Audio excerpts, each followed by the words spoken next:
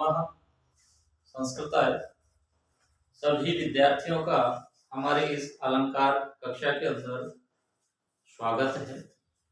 और अलंकार एक ऐसा विषय है जो बहुत ही जटिल विषय है। बहुत सारे विद्वान इसके विषय में अनभिज्ञ रह जाते हैं। बहुत से विद्वानों को छंदों का ज्ञान हो जाता है, व्याकरण का ज्ञान हो जाता है, साहित्य का ज्ञान हो जाता है, लेकिन अलंकार के विषय में विद्यार्थी बहुत ही समस्यात्मक इसमें दृष्टि से इसको देखते हैं। विद्यार्थी लोग इसको बहुत ही कठिन विषय के रूप में स्वीकार करते हैं, लेकिन इतना कठिन नहीं है जितना वो समझते हैं, क्योंकि अलंकार एक बहुत ही सरल विषय है और आसानी से इसको यदि कोई समझाने वाला होता है तो इसको आसानी से विद्यार्थी समझ भी जाते हैं और उसको आत्मसात भी कर लेते हैं। आज हम अलंकार की तीसरी कक्षा लेकर यहाँ उपस्थित हुए हैं।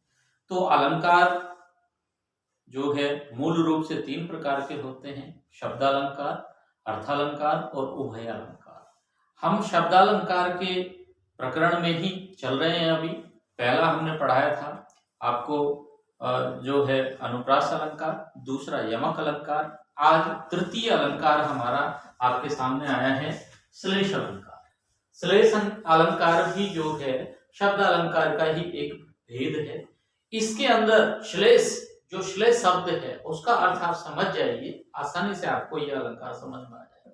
श्लेष कहते हैं चिपकना, चिपका हुआ। श्लिष्ट शब्द चिपका हुआ पद उसको कहते हैं। अर्थात क्यों श्लेष इसका क्यों रखा गया है इसका नाम? क्योंकि इसके अंदर इस अलंकार में एक ही शब्द के कई अर्थ निकलते हैं। इस अलंकार में एक ही शब्द के कई अर्थ निकलते हैं, अर्थात एक ही शब्द में कई अर्थ चिपके हुए होते हैं। तो श्लेष का अर्थ होता है चिपकना। तो श्लिष्ट इसका जो लक्षण है वो भी इसी प्रकार से दिया है कि श्लिष्टै पदैरनेकार्थाभिधाने श्लेष इष्यते। श्लिष्टै पदै अनेकार्थाभिधाने, अनेकार्थाभिधाने श्लेष इष्यते। अर्थात इसमें ये बताया गया है कि श्लिष्टै पदै, ऐसे चिपके हुए शब्दों के द्वारा अनेक अर्थ अभिधाने, अनेक अर्थों का अभिधान करने में, अनेक अर्थों को बतलाने के कारण इस वजह से इसको क्या कहा जाता है? श्लेष इष्यते, श्लेष कहा जाता है। अर्थात जहां एक ही शब्द के अनेक अर्थ निकलते हों वह श्लेष अलंकार होता है। कौन सा अलंकार होता है? श्लेष अलंकार होता है। क्यों होता है? उसके अंदर एक ही शब्द के कई अर्थ निकलते हैं, कई अर्थ निकलते हैं, उसे श्लेष अलंकार कहा जाता है। हिंदी में भी श्लेष अलंकार के बहुत सारे उदाहरण है। संस्कृत तो अथाह समुद्र है, श्लेष अलंकारों से भरा पड़ा है। जगह जगह आपको श्लिष्ट पद दिखाई देते हैं और कवियों की उत्कृष्ट जो है उक्ति या वचन भी वही होते हैं जहां श्लेष जो है पद अधिकता के रूप में पाए जाते हैं। ठीक है ना? तो श्लेष पद जहां अधिक रूप से पाए जाते हैं वह बहुत ही श्रेष्ठ उक्ति कहलाती है। तो इसका उदाहरण हम लेते हैं। प्रतिकूलताम उपगते ही विधौ विफलत्वमेति बहु साधनता अवलंबनाय दिन भर्तुर्भुन्न अपतिष्यत कर सहस्रम अपि। ठीक है, सबसे पहले अलंकार कब समझ में आते हैं? अलंकार तभी समझ में आते हैं जब इनका अर्थ हमें पता हो। ठीक है, तो इसका अर्थ जब समझ जाओगे अलंकार, आप स्पष्ट रूप से पहचानना सीख जाएंगे कि इसमें कौन सा अलंकार है। ठीक है, अपने आप सबसे पहले तो इसकी परिभाषा, लक्षण आपने पढ़ लिया है, उसको समझ लिया है कि श्लेष अलंकार किसे कहा जाता है। श्लेष अलंकार का लक्षण अगर आपको जो है परीक्षा में पूछा जाए तो आप क्या लिखेंगे? श्लिष्टै पदैरनेकार्थाभिधाने श्लेष इष्यते। अर्थात श्लिष्ट पदों के द्वारा एक ही शब्द में अनेक अर्थ निकलते हो तो वहां श्लेष पद यानी श्लेष अलंकार कहलाता है, श्लेष अलंकार होता है। ठीक है, इसका उदाहरण है, इसका अर्थ आप समझिए, आपको आसानी से समझ में आ जाएगा। प्रतिकूलताम उपगते, प्रतिकूलता को प्राप्त हो जाने पर, प्रतिकूलता को प्राप्त हो जाने पर, अनुकूल और प्रतिकूल दोनों आपस में जो है एक दूसरे के अपोजिट है, विलोम शब्द है ना। तो प्रतिकूल विपरीत और अनुकूल अपने अनुसार। ठीक है, तो प्रतिकूलता को उपगते यानी प्राप्त हो जाने पर ही यानी निश्चित रूप से, ये अव्यय है, ही जो है यहाँ पर अव्यय है। ठीक है, जो निश्चित रूप से। विधौ, ये विधौ शब्द है, ये एक ही शब्द है लेकिन इसके दो अर्थ निकलते हैं। विधौ शब्द यहाँ मैंने अलग से लिख दिया है, विधौ शब्द जो कि सप्तमी विभक्ति के एक वचन में है। ठीक है ना, सप्तमी विभक्ति के एक वचन में है। तो यहाँ विधि और विधु दो शब्द हैं, विधि और विधु, इसके दो अर्थ इसमें निकलते हैं। विधि का अर्थ होता है भाग्य और विधु का अर्थ होता है चंद्रमा। तो ये दोनों शब्दों से मिलकर के बना है। तो इसके अंदर क्या है कि ध्यान देख लीजिए, ध्यान से देखिए, इसमें विधौ अर्थात विधि भाग्य और विधु चंद्रमा दोनों के प्रतिकूल हो जाने पर, है ना, दोनों के प्रतिकूल हो जाने पर बहुसाधनता अर्थात बहुत से साधनों से युक्त पुरुष व्यक्ति मनुष्य वो भी क्या करता है, विफलत्वम एति, विफलत्वम यानी विफलता को, असफलता को, एति यानी प्राप्त करता है। ठीक है, अर्थात जिसका चंद्रमा नक्षत्र, चंद्रमा से मतलब है नक्षत्र, नक्षत्रों में चंद्रमा की गणना होती है। तो जिसका चंद्र खराब हो, प्रतिकूल हो, ठीक है, और भाग्य वो भी प्रतिकूल हो, तो उसके पास चाहे कितने ही सैकड़ों उसके साधन हो, कितना ही उसके पास हेल्प करने वाले मनुष्य हो, कितने उसके नौकर चाकर हो, लेकिन फिर भी वह जो काम करेगा वही काम उसका असफल होगा। अर्थात वह व्यक्ति जो भी काम करता है वह असफलता को ही प्राप्त होता है। ठीक है ना, बहुत से साधन होते हुए भी उसे असफलता ही हाथ लगती है। क्यों? इसका उदाहरण भी दिया है, इसका उदाहरण दिया है अवलंबनाय यानी सहारा देने के लिए। अवलंबनाय अवलंबन शब्द है और चतुर्थी विभक्ति एक वचन है। ठीक है, तो यहाँ पर संप्रदान कारक है, के लिए चिन्ह लगेगा। अवलंबनाय सहारा देने के लिए। दिन भरतुहु, दिनस्य भरतुहु यानी दिन भरतु, षष्ठी विभक्ति एक वचन है। दिन भरतु किसे कहते हैं?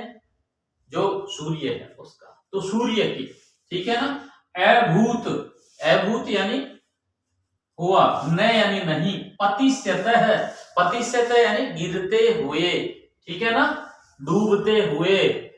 कर सहस्रम अपि, कर सहस्रम यानी उसके कर, यानी अब यहाँ कर जो शब्द है वह भी आपका दूसरे नंबर का इस श्लोक के अंदर ये जो है श्लिष्ट पद है। दो श्लिष्ट पद है यहाँ, एक तो विधौ, एक कर। कर का अर्थ क्या होता है? एक का तो होता है किरण, पहला, तो दूसरा अर्थ इसका निकलता है हाथ। ठीक है ना, समझ गए? अर्थात जिस व्यक्ति को हजारों हाथ सहारा देते हैं, है ना, सहारा देने के लिए जिसके पास हजारों हाथ हैं और उसका यदि चंद्रमा और भाग्य दोनों विपरीत हैं, तो उनके विपरीत होने पर वह जो भी काम करता है वह असफल ही होता है। भले उसके हजारों लोग सहायता देने के लिए हों, हजारों हाथ उसके पास सहायता करने वाले हों, या फिर हजारों कर, सहस्रम, सहस्रम यानी हजारों, कर यानी किरण, सूर्य के पास हजारों किरणें होती हैं, चाहे तो वो उसको डूबने से बचा सकती है। तो सूर्यों की हजार किरणों वाला सूर्य भी जब डूबता है तो उसको हजार किरणें उसको रोक नहीं सकती हैं, क्योंकि उसका डूबना निश्चित है। उसका भाग्य यही लिखा हुआ है कि सुबह वो उदय होगा, शाम को अस्त होगा। तो ये भाग्य उसका विपरीत हो जाता है। सुबह उसका भाग्य साथ देता है, उदय के अंदर जब हमारा उदय होता है, किसी का भी भाग्योदय होता है, तो उसमें उसका भाग्य साथ देता है। भाग्य साथ देता है तो एक छोटा सा बालक भी बड़े से बड़े कार्य को आसानी से करने में सफल हो जाता है। और भाग्य जब साथ नहीं देता, कितना भी बड़ा विद्वान हो, कितना भी बड़ा एक्सपर्ट हो, और उसका जो है कोई कार्य सिद्ध नहीं होता है। तो यहाँ भी यही, इस श्लोक में यही बात हमें देखने को मिलती है कि जिस प्रकार से डूबते हुए सूर्य के पास हजारों किरणें होते हुए भी उसको सहारा नहीं दे पाती है, उसको रोक नहीं पाती है, उसी प्रकार से जो है मनुष्य के पास बहुत से साधन होते हुए भी, है ना, बहुत से जो है उसकी सहायता करने वाले हाथ होते हुए भी यदि उसका भाग्य या फिर चंद्रमा उसके विपरीत है तो वह उसको क्या नहीं कर सकता, बचा नहीं सकता, उसको सफल नहीं बना सकता, उसको असफलता ही हाथ लगती है। तो यहाँ इस जो है अलंकार में इस श्लोक के माध्यम से दो चीजें आपको देखने को मिली है। पहला तो विधौ, दूसरा तत्। अर्थात श्लेष पद क्या है, इसका जो लक्षण हमने पढ़ा, परिभाषा जो हमने पढ़ी है, उसमें क्या बताया गया कि श्लेष अलंकार वही होता है जहां जिस शब्द के अंदर एक से अधिक अर्थ छिपे होते हैं। तो यहाँ विधौ शब्द के दो अर्थ निकले। कितने अर्थ निकले हैं? कौन कौन से? एक तो विधि जिसका अर्थ होता है भाग्य, और दूसरा विधु जिसका अर्थ होता है चंद्रमा। ठीक है, ऐसे ही कर के दो अर्थ निकलते हैं। कौन कौन से? किरण और दूसरा हाथ। तो इस प्रकार से यहाँ जो दोनों शब्द हैं, एक विधौ और एक कर, तो दोनों के दो दो अर्थ निकल रहे, एक से अधिक अर्थ निकल रहे हैं। इस कारण से यहाँ कौन सा अलंकार है? श्लेष अलंकार है। तो आपको समझ में आ गया होगा, जहां एक ही शब्द के कई अर्थ निकलते हो, ठीक है ना, एक से अधिक अर्थ निकलते हो, वहां श्लेष अलंकार होता है। हिंदी के अंदर भी मैं आपको एग्जाम्पल दे देता हूं इसका उदाहरण, जो हमारा रहीम जी का एक दोहा है कि रहीमन पानी राखिए, बिन पानी सब सून, पानी गए न उबरे, मोती मानस चून। ठीक है, तो यहाँ देखिए रहीम जी ये कहते हैं कि हमें रहीमन पानी राखिए, रहीम जी ये कहते हैं कि हमेशा पानी अपने पास में रखा। क्यों? बिन पानी सब सून, बिना पानी के सब सून है। आप देखते हैं खेतों के अंदर जब पानी होता है तो अच्छी अच्छी फसलें लगती हैं, चारों तरफ लहलहाती फसलें, रंग बिरंगे पुष्प खिलते हैं, उनके अंदर फसलें लगती हैं कई प्रकार की, तो मन लगता है। लेकिन जब पानी खत्म हो जाता है, कुओं में पानी सूखने के कारण से या वर्षा न होने के कारण से पानी की कमी आ जाती है, तो वो जो हरियाली में लथपथ जो रहा करते थे, है ना, फसलों से भरे हुए रहते थे खेत, वो सारे के सारे बंजर भूमि में बदल गए। वहां जाने का मन नहीं करता है। ठीक है, तो यही है, रहीम जी कहते हैं कि पानी रखिए हमेशा अपने पास में, बिन पानी सब शून्य, बिना पानी के सब शून्य सा दिखाई देता है, सब खाली खाली दिखाई देता है। पानी गए न उबरे, अग्रिम पंक्ति में कहते हैं पानी गए न उबरे, पानी ना तो कहीं जाता है, ना कोई वो बढ़ता है। ठीक है ना, पानी ना नष्ट होगा हम रखते हैं, ना कम होगा, ना उसमें ज्यादा होगा। क्यों? और फिर मोती मानुष चून। अब पानी के यहाँ तीन अर्थ निकलेंगे। पानी के अर्थ तीन क्या निकलेंगे? मोती, पानी का अर्थ मोती के प्रसंग में, यानी मोती पानी के अंदर जब डूबेगा तो उसमें उतनी चमक बढ़ेगी, मोती के प्रसंग में चमक, ये अर्थ निकलेगी। ठीक है, मानस, मनुष्य के प्रसंग में क्या होता है कि कोई भी मेहमान आता है, हम सबसे पहले क्या पिलाते हैं? पानी लीजिए, पानी लीजिए।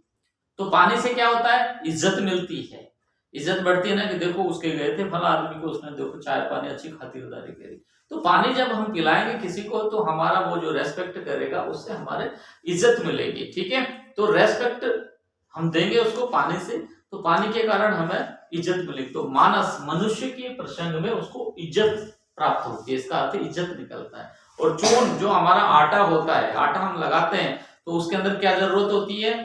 पानी। तो चून के प्रसंग में उसको, उसका अर्थ निकलता है पानी।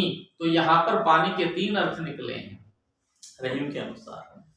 मनुष्य, है ना, मोती के प्रसंग में चमक, मनुष्य के प्रसंग में इज्जत, और चून यानी आटे के प्रसंग में जल, पानी। ठीक है, तो ये है। तो यहाँ तीन अर्थ निकलने के कारण से इसमें कौन सा अलंकार है? श्लेष अलंकार। उसी प्रकार संस्कृत के अंदर भी यहाँ इसमें जो है, ये जो हमने श्लोक दिया है, प्रतिकूलता उपगते ही विधौ है, और विफलत्वमेति बहु साधनता। ठीक है ना, अवलंबनाय दिन भर्तुर भुन्न पतिशतः कर सहस्रम अपि।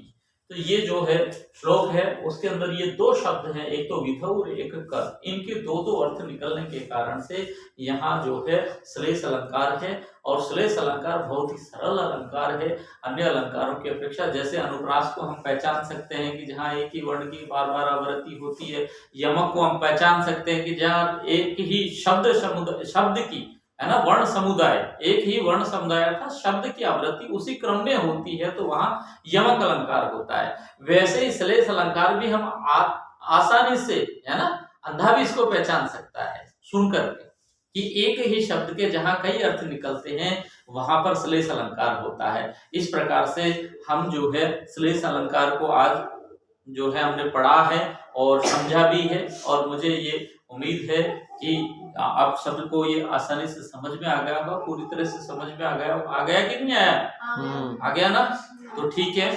और अगर आप सबको, आप जो विद्यार्थी इसको सुन रहा है देख रहा है, तो इसको जिसको भी ये समझ में आ गया हो तो फिर आप हमें जो है लाइक करें, शेयर करें, और जो है समझ में नहीं आया हो तो फिर हमें कमेंट करके बताएं, और सब्सक्राइब करना इसको ना भूलें। अपने दोस्तों के पास जितना हो सके उतना ज्यादा से ज्यादा शेयर करें। धन्यवाद।